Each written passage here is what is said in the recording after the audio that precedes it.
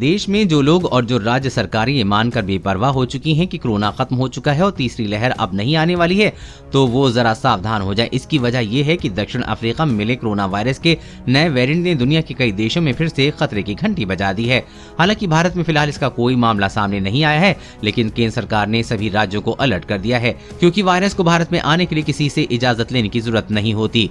इसे अब तक का सबसे ज्यादा म्यूटेशन वाला वेरिएंट बताया जा रहा है। इसमें इतने ज्यादा म्यूटेशन है कि वैज्ञानिक इसे डरावना और अब तक सबसे खराब वेरिएंट बता रहे हैं। इसके सामने आने के बाद सवाल उठने लगे हैं कि नया वेरिएंट कितना संक्रामक है और वैक्सीन के बावजूद भी ये कितनी तेजी से फैल सकता है और इसे लेकर क्या करना चाहिए, क्योंकि वायरस का नया स्वरूप पूरी तरह से टीकाकरण करा चुके लोगों में मिला है।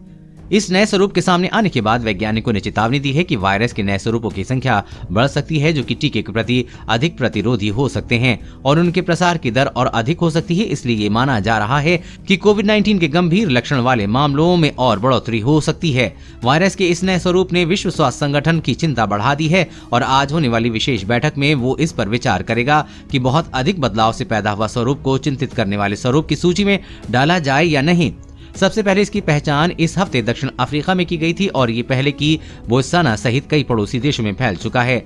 इस वेरिएंट को B11529 कहा जा रहा है और शुक्रवार की बैठक में विश्व स्वास्थ्य संगठन इसे कोई नाम दे सकता है, जैसे अल्फा डेल्टा वेरिएंट नाम दिए गए थे। दक्षिण अफ्रीका में centre for epidemic response and innovation के निदेशक प्रोफेसर टूलियो डी ओलिवेरा कहते हैं कि इसमें बहुत ज्यादा म्यूटेशन है, म्यूटेशन का असामान्य समूह है और ये अन्य वेरिएंट से बहुत अलग है। उन्होंने कहा कि इस वेरिएंट ने हमें हैरान कर दिया है, ये हमारी उम्मीदों के उलट बहुत बड़ा बदलाव हुआ है।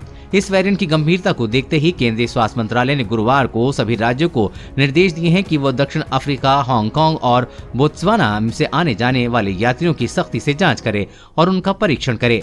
स्वास्थ्य सचिव राजेश भूषण ने राज्यों और केंद्र शासित प्रदेशों को लिखी एक चिट्ठी में कहा है कि भारत के national centre for disease control ने सरकार को सूचित किया है कि बोत्सवाना, दक्षिण अफ्रीका और हांगकांग में नए कोविड-19 वेरिएंट B11529 के कई मामले दर्ज किए गए हैं। इस वेरिएंट का म्यूटेशन काफी ज्यादा बताया जा रहा है, इसलिए इन देशों से यात्रा करने वाले और ट्रांजिशन फ्लाइट लेने वाले सभी अंतर्राष्ट्रीय यात्री एट रिस्क श्रेणी का हिस्सा हैं और उनकी कड़ी जांच और परीक्षण करना अनिवार्य है। स्वास्थ्य मंत्रालय ने यह भी कहा है कि जारी निर्देशों के अनुसार इन अंतर्राष्ट्रीय यात्रियों के संपर्कों में आए सभी लोगों को बारीकी से ट्रैक और टेस्ट किया जाना चाहिए। देश और दुनिया की हर अपडेट पाने के लिए चैनल को सब्सक्राइब करें।